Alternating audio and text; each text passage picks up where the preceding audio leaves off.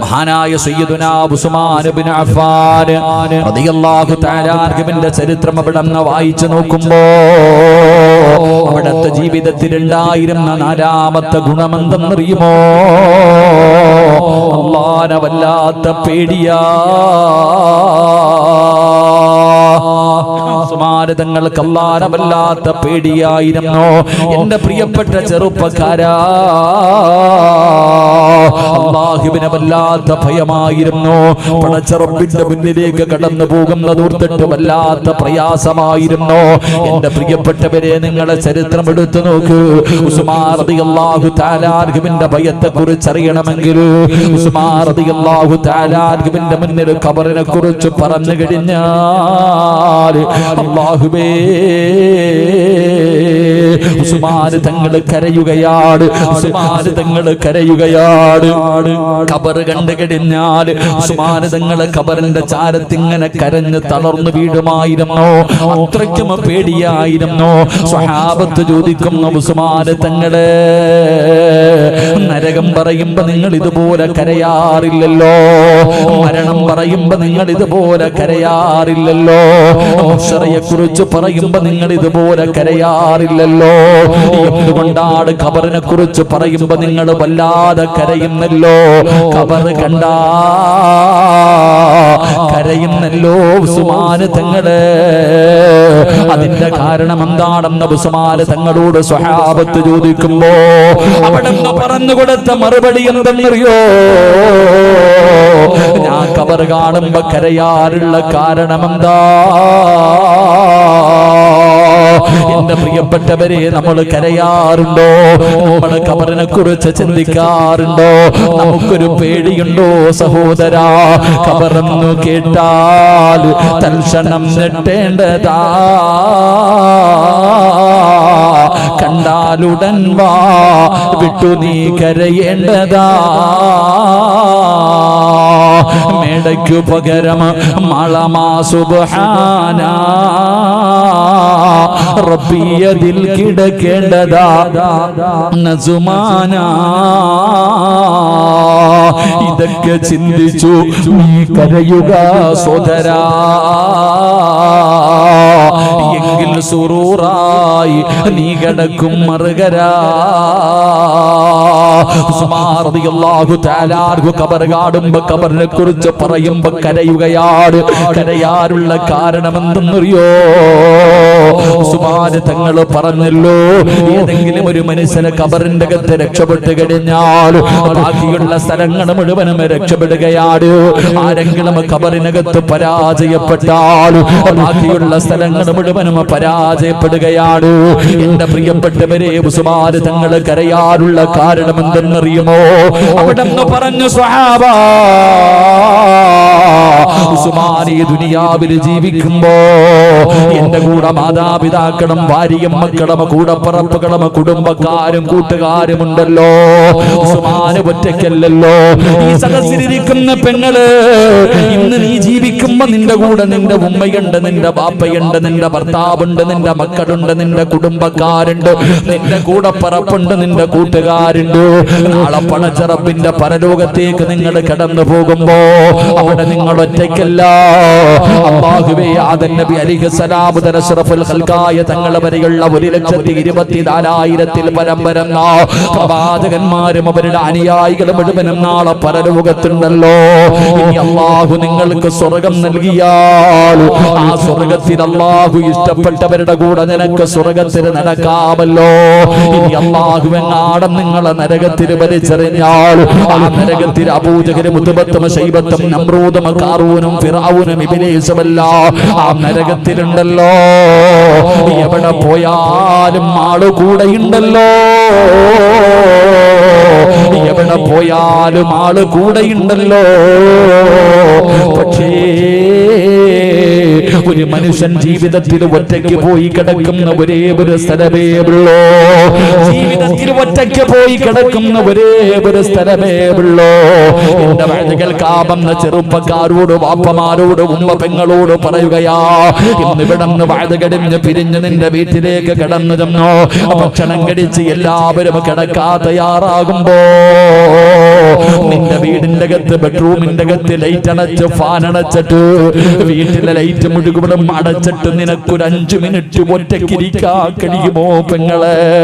നീ രാത്രിയിലിരിക്കണ്ട. നാളെ ഉച്ച സമയത്ത് 12 മണിയാകുമ്പോ നിന്റെ റൂമിന്റെ അകത്ത് വാതിലടച്ചിട്ട് ഒരു 5 മിനിറ്റ് നിനക്കൊറ്റയ്ക്കിരിക്കാ പേടിയല്ലേ? കാരണം നീ ഒറ്റയ്ക്കിരുന്ന് ശീലിച്ചിട്ടില്ലല്ലോ. എങ്കിലല്ലാ സുഭാരിതങ്ങൾ പറയുകയോ, എന്റെ പ്രിയപ്പെട്ട ചെറുപ്പക്കാരാ, നിന്റെ വീട്ടുകാർ മുഴുവനും നിന്റെ മയ്യത്ത് കുളിപ്പിച്ചിട്ട് അവസാനം 3 കഷ്ടം വെള്ള തുണിയുടെ മുകളിൽ കൊണ്ടുവന്ന് മലർത്തിക്കിടത്തിയിട്ട് മൂക്കിന്റെ ദ്വാരം പഞ്ഞി കൊണ്ടടയ്ക്കുന്നേ. കാണേണ്ടവർ കണ്ടോ ഇതാ പൊതിയുന്നേ. മയ്യത്തുകട്ടില് തോളിലേക്കുയരുന്നേ. പുരയ്ക്കുള്ളിലപ്പോൾ രോദനം ഉയരുന്നേ. അരുമക്കിടാങ്ങൾ വാപ്പയെ വിളിക്കുന്നേ. അതിനുത്തരം നൽകാതെ നീ കിടക്കുന്നേ.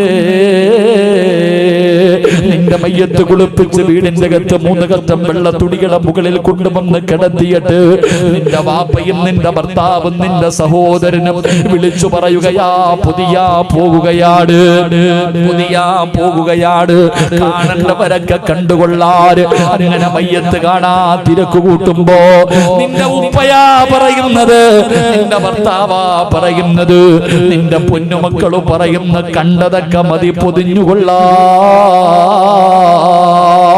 അല്ലാഹുവേ, 3 കഷ്ടം വെള്ള തുണിയിൽ 3 കെട്ടുകൾ കെട്ടികെട്ട് പൊതിഞ്ഞിട്ട് ഇവിടത്തെ പള്ളിയിൽ നിന്ന് കൊണ്ടുവന്ന മയ്യത്ത് കട്ടിലിന്റെ മുകളിലേക്ക് നിന്റെ ജനാസ എടുത്തു വെക്കുമല്ലോ. അപ്പടാടാ നിലവിളി കേൾക്കുന്നത്, നെഞ്ചു പൊട്ടിയിട്ട് കരയുന്നത് കേൾക്കുന്നതപ്പടാ. ഏതൊരു മനുഷ്യന്റെയും ഹൃദയം പിടഞ്ഞു പോകുന്നതപ്പഴാട്.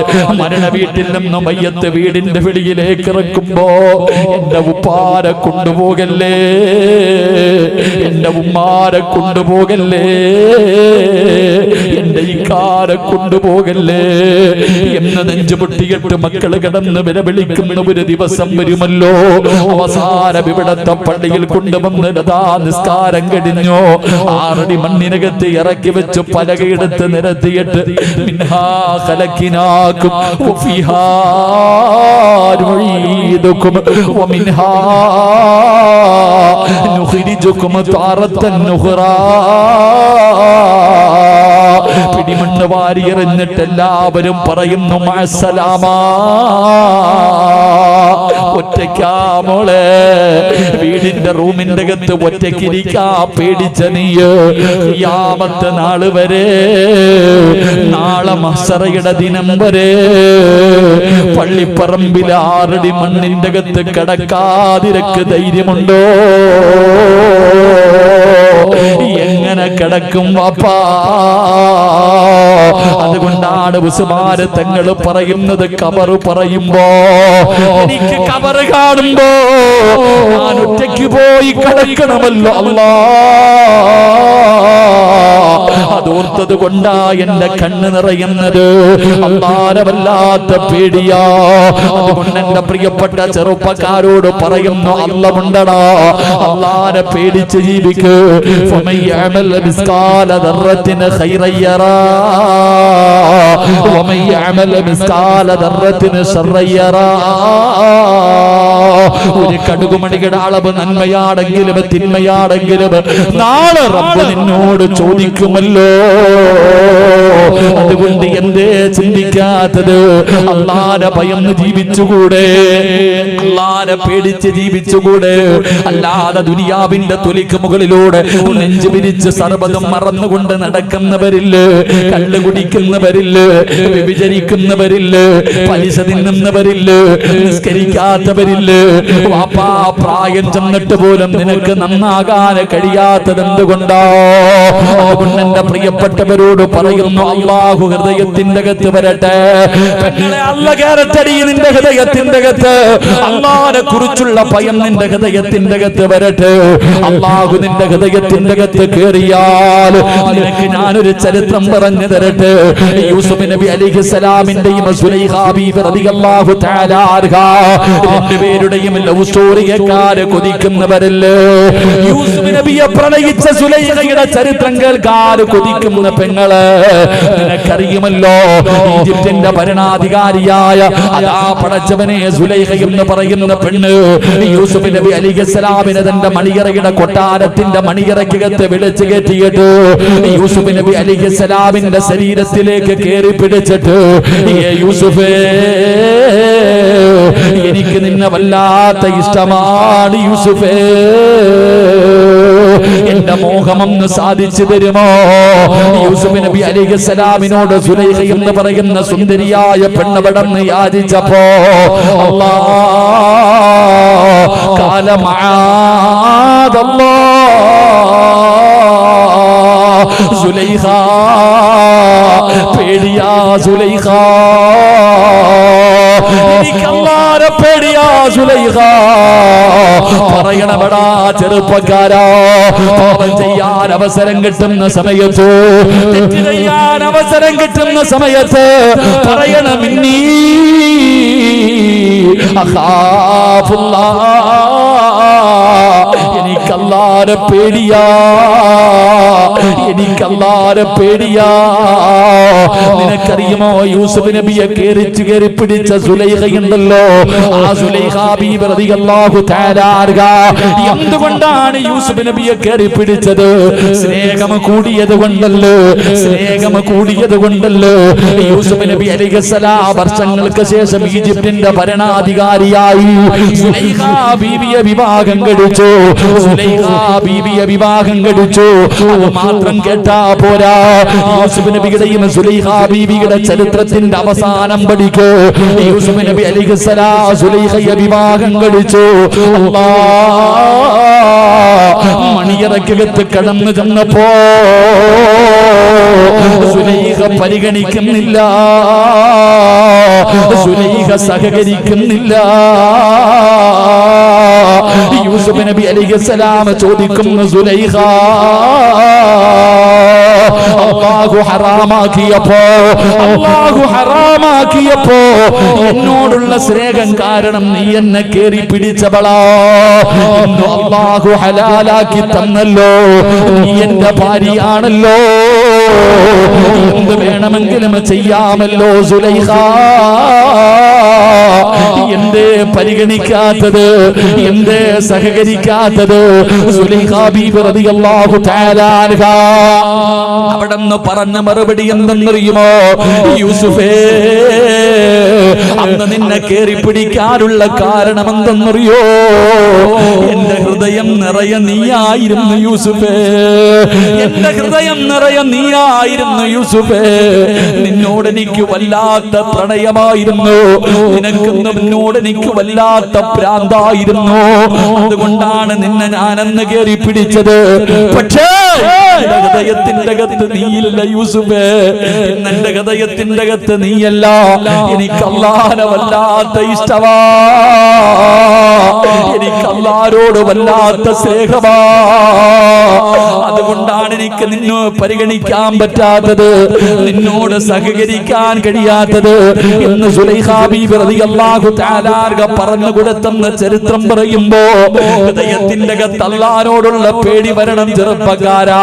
പ്രതിഫലം എന്തെന്നറിയോ? നിസ്കരിക്കുന്നവനൊരു സ്വർഗമുണ്ട്, ഖുർആൻ ഓതുന്നവന് സ്വർഗമുണ്ട്, സദഖ കൊടുക്കുന്നവന് സ്വർഗമുണ്ട്, ഹജ്ജ് ചെയ്തവന് സ്വർഗമുണ്ട്, നോമ്പ് പിടിച്ചവന് സ്വർഗമുണ്ട്. പക്ഷേ അല്ലാഹു പറയുകയാ, ഒരാൾക്ക് രണ്ട് സ്വർഗമാ, ഒരാൾക്ക് രണ്ട് സ്വർഗമാ. വലിമൻ ഖാഫ മഖാമ റബ്ബിഹി ജന്നതാൻ. തെറ്റ് ചെയ്യാൻ അവസരം കിട്ടുമ്പോ, പാപം ചെയ്യാൻ അവസരം കിട്ടുമ്പോ അല്ലാഹുവിനെ ഭയന്നുകൊണ്ട് പിന്തിരിയുന്നവനുണ്ടല്ലോ, അവന് രണ്ട് സ്വർഗമോ. പെങ്ങളെ, നിന്നെ പിഴപ്പിക്കാൻ നാല് ഭാഗത്ത് നിന്ന മാണങ്ങൾ നിന്റെ പുറകുണ്ട്. അല്ലാഹുവിനെ പേടിക്കുമോള്, അല്ലാഹുവിനെ പേടിക്കുമോള്. ഏത് സാഹചര്യത്തിലും അല്ലാഹുവിനെ പേടിക്ക്. അല്ലാഹുവിനെ കുറിച്ച് പറഞ്ഞു കഴിഞ്ഞാ ഭയപ്പെടണം ചെറുപ്പക്കാരാ. അല്ലാഹുവേ, മഹാനായ ഫുളൈൽ ഇബ്നു ഇയാദ് റളിയല്ലാഹു തആല അൻഹു ആരാ സാധാരണ ഒരു ചെറുപ്പക്കാരനല്ല, വല്ലാത്ത ആരോഗ്യവാനാണ്, കൊള്ളക്കാരുടെ നേതാവാണ്, കൊള്ളക്കാരുടെ നേതാവാണ്. ഒരു പെണ്ണിനെ ഇഷ്ടപ്പെട്ട് കഴിഞ്ഞാൽ അവളെ വെറുതെ വിടാറില്ല, ശാരീരികമായി ബന്ധപ്പെടുമായിരുന്നു. അങ്ങനെ ഫുളൈൽ ഒരു പെണ്ണിനെ കാണുകയാ, അല്ലാഹുവിനെ പേടിയുള്ള ഒരു പെണ്ണിനെ കാണുകയാ. എത്രയെല്ലാം ശ്രമിച്ചു നോക്കിയിട്ടും അവിടെ നിന്ന് വഴങ്ങുന്നില്ല. ഫുളൈൽ തങ്ങൾക്ക് ദേഷ്യമായി പാതിരാത്രി ആരും കാണാതെ വീടിന്റെ മതിലിലാടുകയാ. വീടിന്റെ വാതിൽ ചവിട്ടി പൊളിച്ചോ. ഫുളൈൽ റളിയല്ലാഹു തആല അൻഹു വീടിനകത്ത് കിടന്നു ചെന്നു. സുന്ദരിയായ പെണ്ണിനെ കീഴ്പ്പെടുത്തുകയാണ്, ബലാത്സംഗം ചെയ്യാൻ പോകുകയാണ്, ബലാത്സംഗം ചെയ്യാൻ പോകുകയാണ്. ആ പെണ്ണിന്റെ രണ്ട് കാലുകൾക്ക് നടുവില് ഫുളൈൽ എന്ന് പറയുന്ന മനുഷ്യൻ ഇങ്ങനെ വ്യഭിചരിക്കാൻ തയ്യാറെടുക്കുമ്പോ ഖുർആൻ ഓതുന്നത് കേൾക്കുകയാ. അടുത്ത വീട്ടിലിരുന്നിട്ട് ഒരുമ്മ ഖുർആൻ ഓതുകയാ. അലം യഅനില്ലദീന ആമനൂ അൻ തഖ്ശഅ ഖുലൂബുഹും ലിദിക്രില്ലാഹ്. അടുത്ത വീട്ടിലിരുന്ന് ഒരു ഉമ്മ ഖുർആൻ ഓതുകയാ. ഈ പെണ്ണ് ചോദിക്കുകയാണ്, തന്നെ പീഡിപ്പിക്കാൻ വേണ്ടി തന്റെ ശരീരത്തിന്റെ മുകളിലേക്ക് കയറിയിരിക്കുന്ന ചെറുപ്പക്കാരനോട് ആ പെണ്ണ് ചോദിക്കുകയാ, അലം യഅനില്ലദീന ആമനൂ അൻ തഖ്ശഅ ഖുലൂബുഹും ലിദിക്രില്ലാഹ്. നന്നാകാ സമയമായില്ലേ ഫുളൈല്? അല്ലാഹ് ചോദിക്കുന്നത് കേട്ടില്ലേ? മോളെ, പിഴപ്പിക്കാൻ വരുന്നവനോട് ചോദിക്കണം, മരിക്കണ്ടേടാ, ഖബറില്ലേടാ, പരലോകമില്ലേ, അല്ലാഹുവിന്റെ കോടതിയില്ലേ? അതുകൊണ്ട് മോളെ, തെറ്റ് ചെയ്യാൻ അവസരം കിട്ടുമ്പോ അതിൽ നിന്ന് തിരിഞ്ഞു നടന്നോ. എന്റെ ചെറുപ്പക്കാരോട്, എന്റെ നഫ്സിനോടും നിങ്ങളോട് പറയുകയാ, തെറ്റ് ചെയ്തുകൊണ്ട് നടക്കുന്നവരുണ്ട്, തെറ്റ് ചെയ്തുകൊണ്ട് നടക്കുന്നവരുണ്ട്. ഒരു പേടിയുമില്ല. ആദ്യമാണ് പേടിയുണ്ടായിരുന്നത്, പിന്നെ ചെയ്യാൻ പേടിയില്ലല്ലോ. നീ വിചാരിക്കും നിന്നെ പിടിക്കാത്തത് നിന്റെ കഴിവ് കൊണ്ടാണെന്ന്. എന്റെ പ്രിയപ്പെട്ടവരോട് ഞാൻ പറയുകയാ, ഓരോ പ്രാവശ്യവും തെറ്റ് ചെയ്തിട്ട് രക്ഷപ്പെടുമ്പോ നീ വിചാരിക്കും അത് നിന്റെ കഴിവാണെന്ന്. അല്ലേ? ഭർത്താവിനെ വഞ്ചിക്കുമ്പോ, വാട്സപ്പിലും ഫേസ്ബുക്കിലും മെസ്സേജ് എഴുതുമ്പോ, നഗ്നചിത്രങ്ങൾ ഷെയർ ചെയ്യുമ്പോ, ഓരോ പ്രാവശ്യവും നീ രക്ഷപ്പെടുമ്പോ വിചാരിക്കും നിന്റെ ബുദ്ധി, നിന്റെ ബുദ്ധി, നിന്റെ ബുദ്ധി. നീ ഒരു കാര്യം ഓർത്തു വെച്ചോ. മഹാനായ സയ്യിദുനാ ഉമർ ഇബ്നുൽ ഖത്താബ് റളിയല്ലാഹു തആല അൻഹു പറഞ്ഞു, 1, 2, 3. ഒരു വട്ടം ചെയ്തു, 2 വട്ടം ചെയ്തു, 3 വട്ടം ചെയ്തു, പിടിക്കപ്പെട്ടില്ല. പിന്നെ നീ എപ്പോഴും വേണമെങ്കിലും കരുതിയിരുന്നു. ഉമർ ഇബ്നുൽ ഖത്താബ് റളിയല്ലാഹു തആല അൻഹു പറയുന്നു, 3 കഴിഞ്ഞാൽ പിന്നെ നിനക്ക് അവസരം ഉണ്ടാകില്ല. 3 കഴിഞ്ഞാൽ പിന്നെ ചാൻസ് ഉണ്ടാകില്ല. എപ്പോഴെങ്കിലും നിന്നെ പൊക്കിയിരിക്കും. അല്ലാഹു നമ്മളെ കാത്തിരക്ഷിക്കുമാറാകട്ടെ. ഉറക്കപ്പറ, അല്ലാഹു നമ്മളെ കാത്തിരക്ഷിക്കുമാറാകട്ടെ. അതുകൊണ്ട് എൻ്റെ പ്രിയപ്പെട്ടവരോട് പറയുന്നു, അല്ലാഹുവിനെ ഭയമുണ്ടാകണം, അല്ലാഹുവിനെ കുറിച്ചുള്ള ചിന്തയുണ്ടാകണം. മരണം വരും. 2022 കാലെടുത്തു വെച്ചു. എന്തുകൊണ്ട് ചിന്തിക്കുന്നില്ല? ഞാൻ 1 കൊല്ലം കൂടെ മരണത്തിലേക്ക് അടുത്തുന്നു, ഞാൻ 1 വർഷം കൂടെ മരണത്തിലേക്ക് അടുത്തു, എനിക്കൊരു കൊല്ലം കൂടെ ആയുസ് കൂടിയല്ലോ. അല്ലാഹുവേ, ഞാൻ മരണത്തിലേക്ക് അടുക്കുകയാണല്ലോ, എനിക്ക് പക്വത വേണമല്ലോ, നന്നാകണമല്ലോ എന്ന് തോന്നാത്തത് എന്തുകൊണ്ടാ? അതുകൊണ്ട് ഞാൻ പറയുന്നു, അല്ലാഹുവിനെ ഹൃദയത്തിലേക്ക് കൊണ്ടുപോവാ. അല്ലാഹുവിനെ കുറിച്ചുള്ള ഭയം വേണം, അല്ലാഹുവിനെ കുറിച്ചുള്ള പേടി വേണം. ഹൃദയത്തിൽ കടന്നു വന്നാൽ മാത്രമേ നമുക്ക് രക്ഷപ്പെടാൻ കഴിയൂ. അല്ലാഹുവിനെ കുറിച്ചുള്ള ഭയം അല്ലാഹു നമ്മുടെ ഹൃദയത്തിൽ നൽകി അനുഗ്രഹിക്കുമാറാകട്ടെ. അതുകൊണ്ട് മഹാനായ സയ്യിദുനാ ഉസ്മാൻ ഇബ്നു അഫ്ഫാൻ റളിയല്ലാഹു തആല അൻഹുവിന്റെ ജീവിതത്തിലുണ്ടായിരുന്ന നാലാമത്തെ ഗുണം അല്ലാഹുവിനെ വല്ലാത്ത പേടിയായിരുന്നു. അല്ലാഹു ആ ഭയം നമുക്ക് നൽകി അനുഗ്രഹിക്കുമാറാകട്ടെ. സമയം 10:45. ഞാൻ 11 മണിക്ക് നിർത്താമെന്ന് പറഞ്ഞു. എനിക്ക് ഒരു കാര്യം കൂടെ പറയണമെന്നുണ്ട്. നിങ്ങൾ ഇരിക്കുമെങ്കിൽ, നിങ്ങൾ സമ്മതം തരുമെങ്കിൽ ഞാൻ പറയും, ഇല്ലെങ്കിൽ ദുആ ചെയ്യും. എന്തു വേണം?